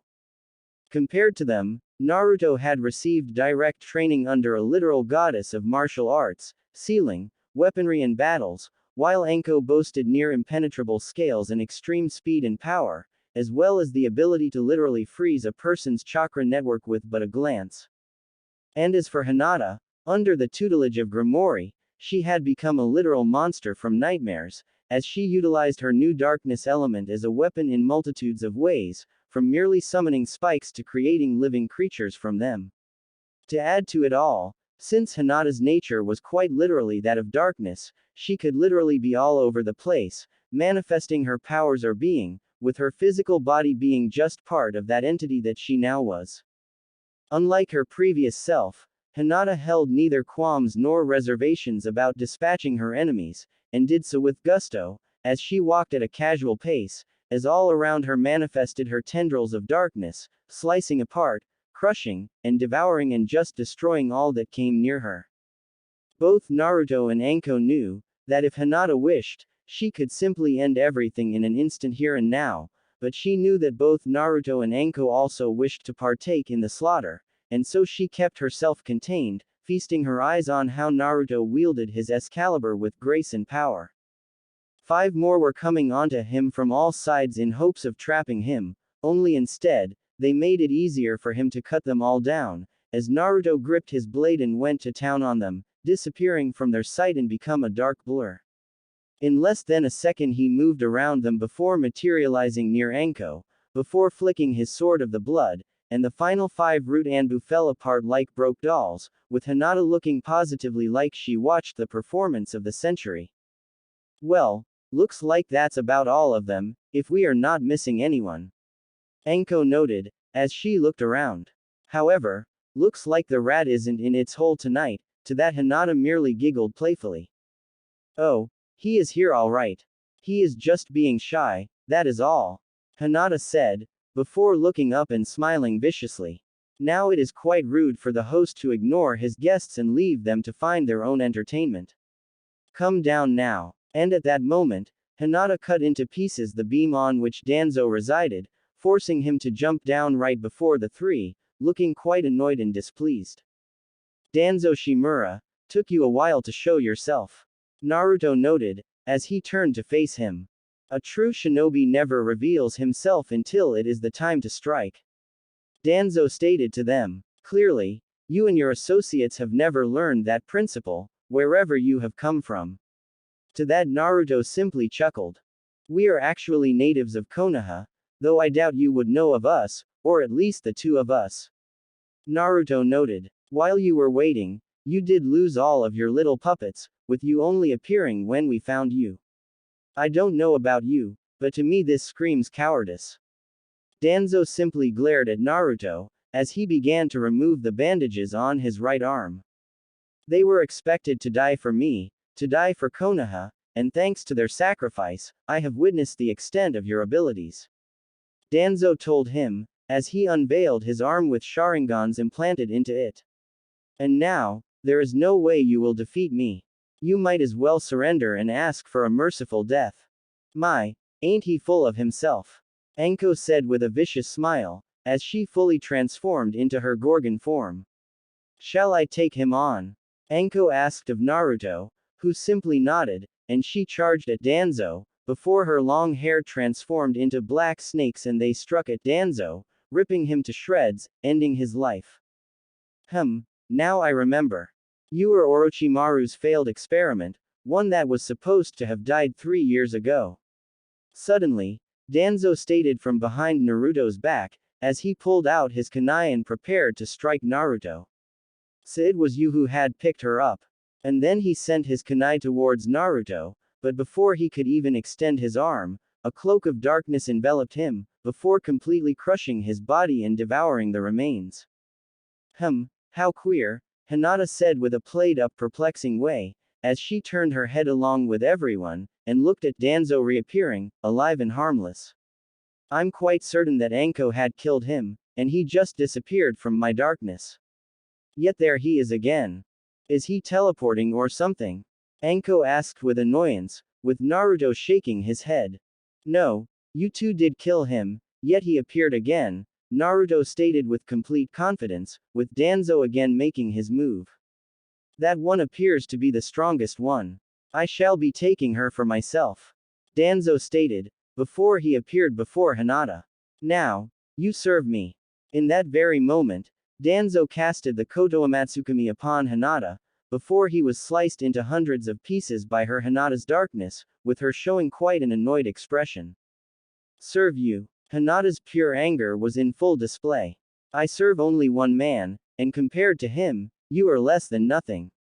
And at that moment, Danzo again appeared, seemingly taking Hinata captive and putting his kunai to her throat, drawing attention of Naruto and Anko. Let us put your faith to the test, then. Danzo commented, as he turned to Naruto. To strike me down, you will have to attack your partner, and I will ensure that whatever attack you perform will be lethal. Now then, do you have what it takes to attack me, or will you beg for your friend's life, if she is precious to you? After hearing those words, Hinata chuckled with amusement, while Naruto brought up his sword, charging it with power. She is more precious to me than this entire village and its people put together. And with these words, he swung Excalibur and sent its destructive power straight at Hinata and Danzo, surprising him with such willingness to strike. One like you would not know the depths of my affection towards her. Was all that Danzo heard last before the destructive wave destroyed him, with Hinata materializing at Naruto's side the next second, completely unharmed and positively beaming with love for Naruto at his words. Okay. How many times does that make it? 4. Anko asked rhetorically, before she turned to Hinata, deciding to ask a certain question. Say, Hinata, did you notice anything changing about Danzo every time he reappears? Hinata took a moment to think. Oh yes, every time he reappears, one of those Sharingans on his arm closes. Hinata stated, just as Danzo appeared on another beam, with Hinata looking straight at him. Just like now, she stated, with Danzo's shock changing into annoyance. You are not with the Akatsuki, or other villages. Danzo stated, as he racked his brain, trying to figure out who they were. Are you with Madara Uchiha? He asked of them straight, with Naruto honestly a little surprised at the question, though he didn't show behind his mask. You mean the guy in the mask? Nope. He's just one other name in my list. Naruto responded. But if you are curious to know as to why we are after you, that is rather simple. You and your pawns started poking your noses where you shouldn't have. That clearly didn't reveal a thing to Danzo. No matter, I shall learn enough from your corpses. Danzo prepared to attack, when suddenly Hinata's darkness grabbed a hold of him, restraining any movement, but not killing him. You think that merely restraining me will save you from failing to kill me? Nope. But this will. Naruto unleashed his chain, and it pierced Danzo's chest, before he sent a powerful pulse into it, causing the man cry in pure pain, as he felt his chakra set ablaze. Oh my, looks like his arm is starting to grow into an actual tree. Hinata noted with a look of amusement, as her darkness devoured the object, leaving Danzo alive. Now he's rather mortal and can't escape. Hinata remarked, releasing Danzo from her tendrils and letting Naruto move his immobile body closer to them through the chain. Why you possess Uzumaki chains, Danzo noted through pain, as he coughed blood. So, why you've come to claim vengeance, for your fallen clan. That I honestly didn't know, but to tell you truth, this does make ending you all the sweeter. Naruto told him, before he sent his chain straight through Danzo, before swinging it in such a way to destroy Danzo's body into piles of flesh, broken bone and blood, which fell onto the floor, finally remaining in this world. That's the end of him and his little outfit, Naruto said, before suddenly sensing someone new appear, someone very familiar to him. Oh, looks like we've got new company, and what company it is. Lord Third himself, all ready for battle. Hinata said, as she saw him approaching them from one of the tunnels, still not in the direct line of vision. Shall we dispatch him as well, Naruto-kun? Hinata asked of them. No, his death would be to our detriment, and we are done here. Let us go, Naruto stated, and the three finally departed from this place, just few moments before Hiruzen Sarutobi and a squad of his elite Anbu arrived. Lord Hokage, it appears that whoever was behind this attack has fled. One of the Anbu reported. I am not picking up anyone alive in here, aside from us. Spread out and isolate the area, but be careful, the enemy may still be near.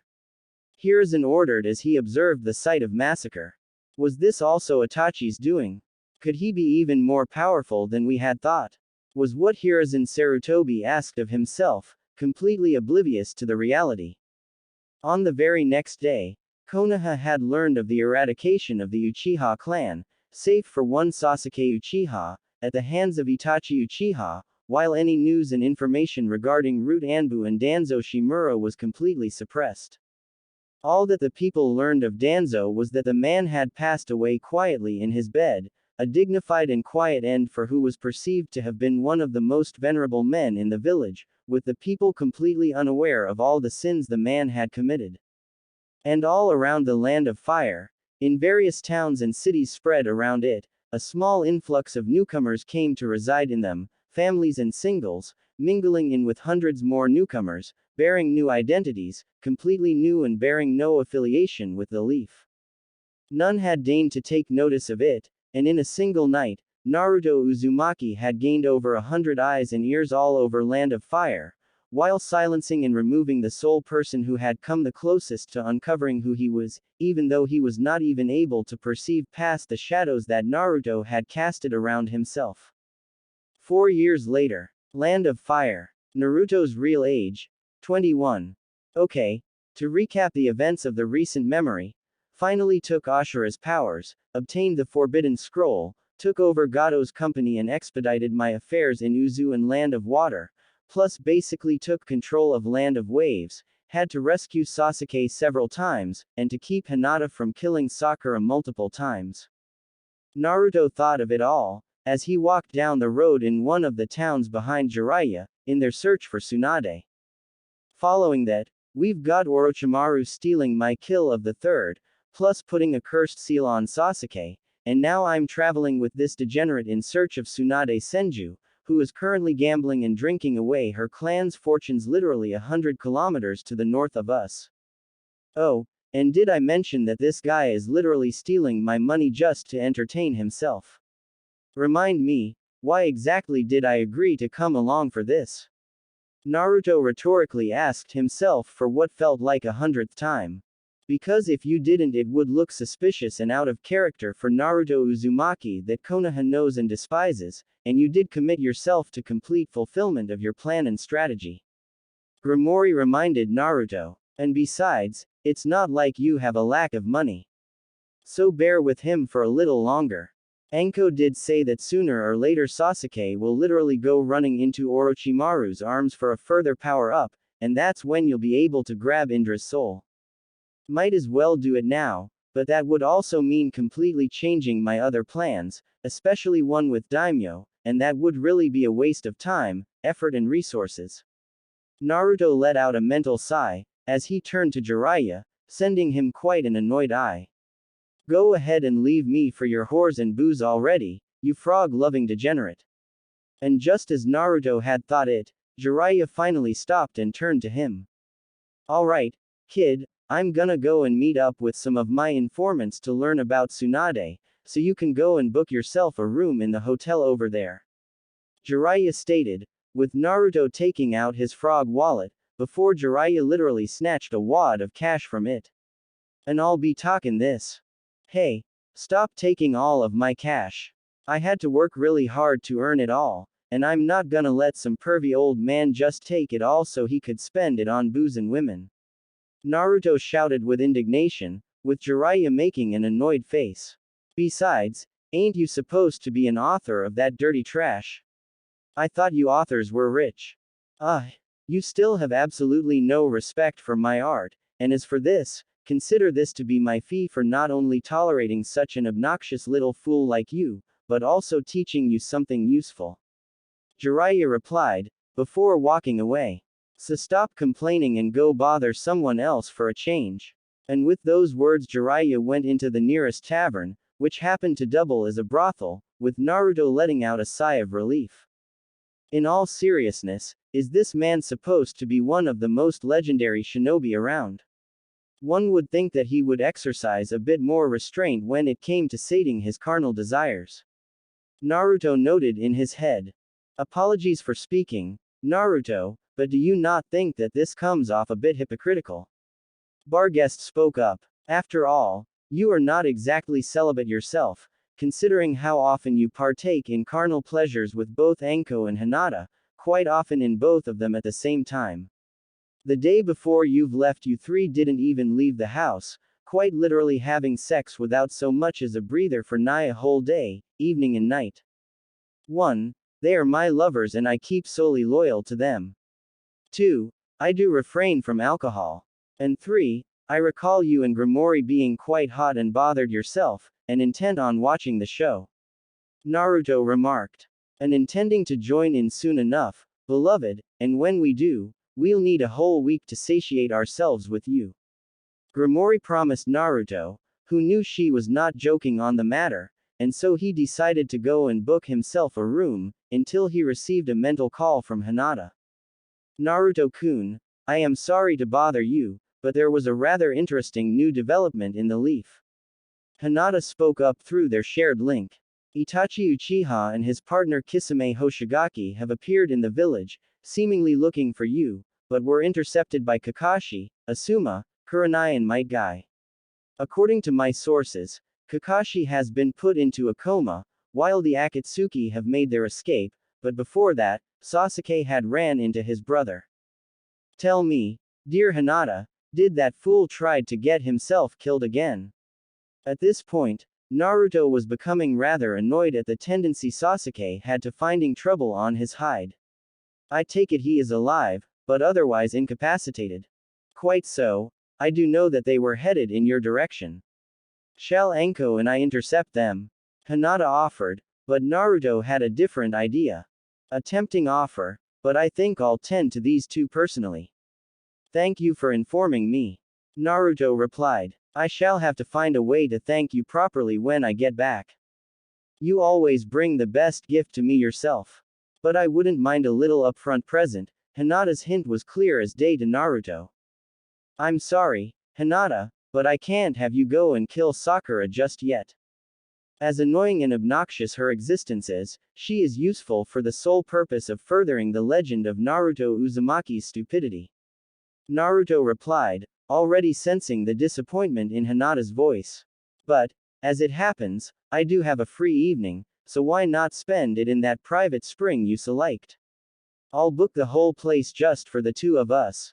After hearing those words, Hinata practically purred from anticipation. I'll be counting minutes, my love. She promised to him. And I'll prepare something special for you. As for Sakura, you can have her once I've dealt with Sasuke. After that, she'll just be a waste of space and air. Naruto told Hinata, who was glad to hear it, before disconnecting, with Naruto leaving to pay a little visit to two Akatsuki members. A few miles to the south.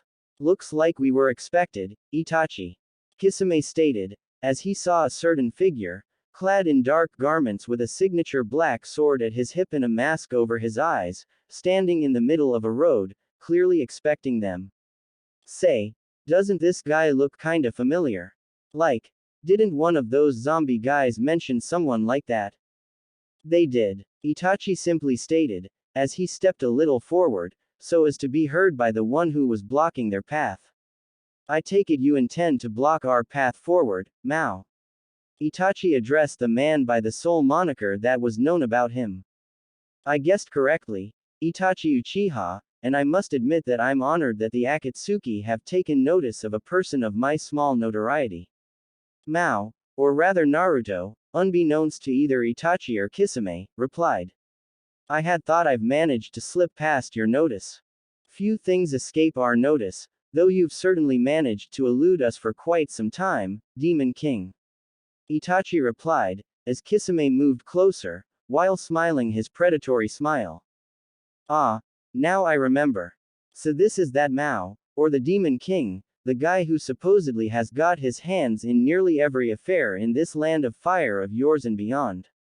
Hell, I've heard that you are also responsible for ending that bastard Yagura's reign last year and ending the in Hidden Mist. Kisame commented, as his hand began to reach for Samahata. Gotta hand it to you, I appreciate it, so as a favor, I'll be sure to make it quick and painless. He took his blade off his back, with Naruto not even moving from his spot. You seem rather confident in your abilities to take me on. Just what I would expect from the one who called the monster of the Hidden Mist. Naruto remarked in calm tone.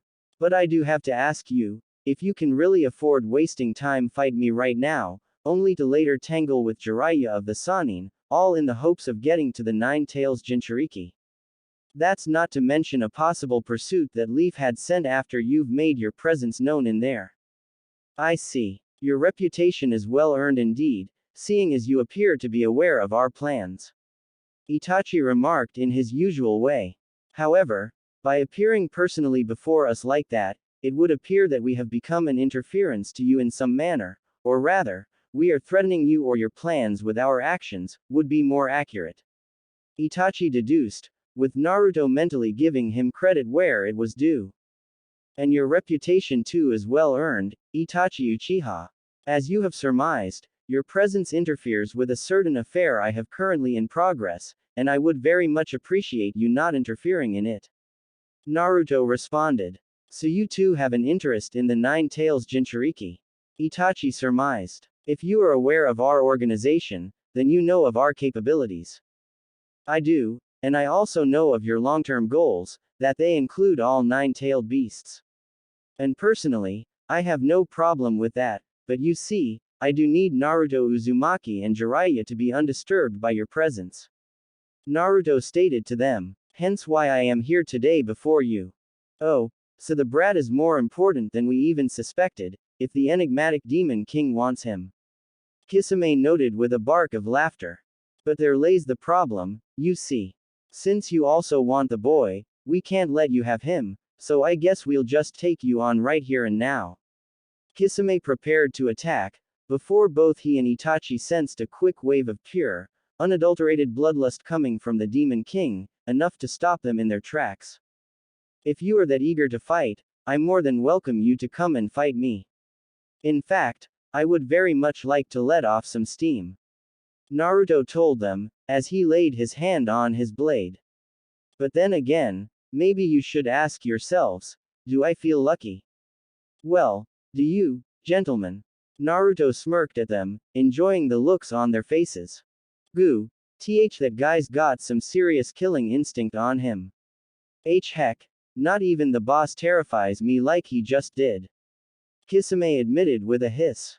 What hell did he crawl out of?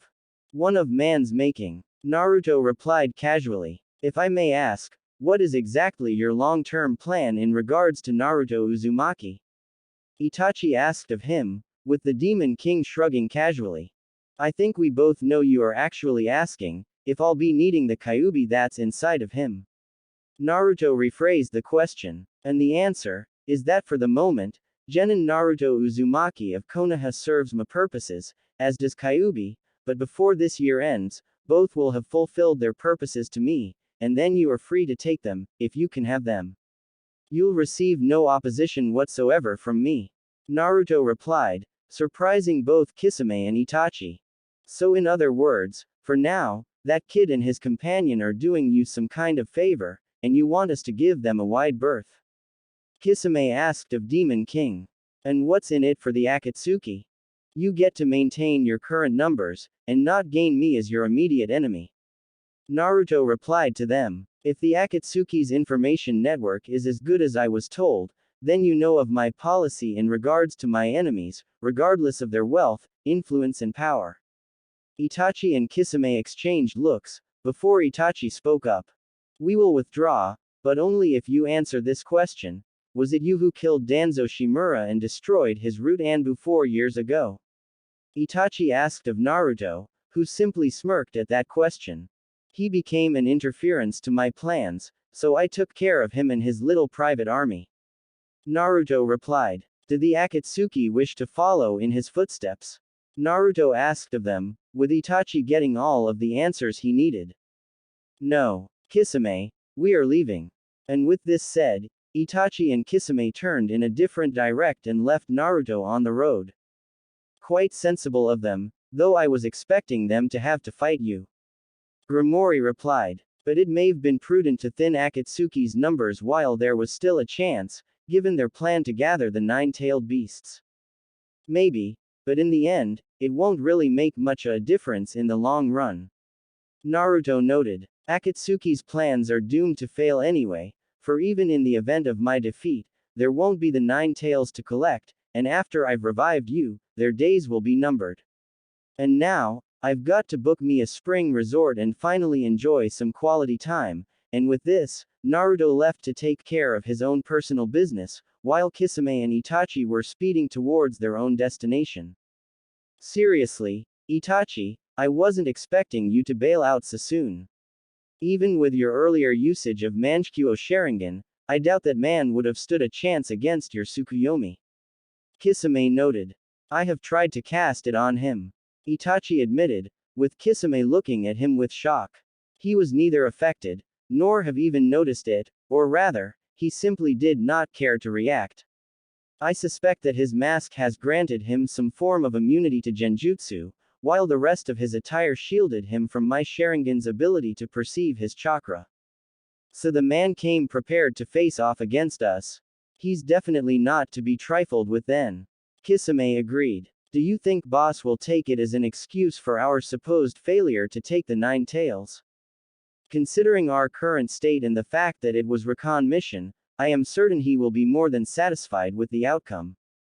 The fact of us meeting the Demon King and learning something of him is enough to consider this mission a success. Itachi stated to his partner. It is now safe to assume that Mao's influence and power is equal, if not greater than that of Orochimaru, and that it is unlikely he will join us as Orochimaru's replacement. Itachi concluded, as they sped to their destination. A month and a half later. A day after Sasuke retrieval mission's failure. Konoha. Stupid. Block-headed moron. He couldn't even do a single thing I've asked of him. Sakura loudly and violently disparaged upon Naruto, as she had learned of the fact that he failed to retrieve Sasuke, and had even gone as far as to defect. And to desert the village, I knew that idiot was a quitter from the very start. Sakura stated loudly to the lone street, as she moved through it in the evening. Hello, Sakura. Sakura nearly jumped when she heard a voice behind her, turning and seeing Hinata Hyuga. Oh gods, it's just you, Hinata. Sakura let out a sigh of relief. I'm sorry, I was just disparaging upon Naruto-kun again. Hinata said with an eerily sweet smile and in not so shy tone, which surprised Sakura.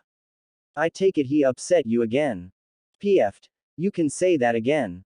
That dunderhead not only broke his promise to me, but he let Sasuke escape, and then he didn't even have enough courage to face me and ran away himself. Sakura stated in a heated tone, ignorant of Hinata's widening smile. That worthless piece of trash, I knew from the start that all that talk of his being a Hokage and always keeping his word was nothing more but a bunch of hot air. Well, you got the first part correct, and as for the second one, Hinata let out a rather chilly chuckle. Why would anyone keep their word to an obnoxious, worthless waste of air such as you? It took a few moments for Sakura to even process what Hinata just told her. What did you just? And in that very moment, Hinata's darkness finally spread and engulfed all of Sakura, as she transformed before her eyes into her true form, much to shock and horror of silenced Sakura. Oh, Sakura, you have no idea just how long I've been waiting for this moment.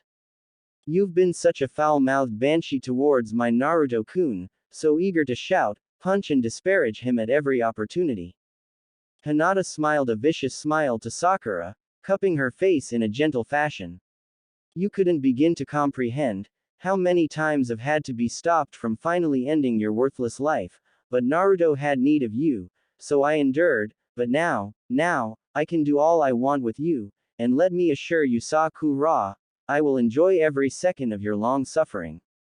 And with an elated chuckle, Hinata and Sakura disappeared from sight, with Sakura's fate afterwards being anything but a merciful one. Thanks to Naruto and Grimoire, Hinata had developed quite a creative mind, especially when it came down to utilizing her powers, and in case of Sakura, who provided her the greatest incentive to study and improve, she meant to outshine herself.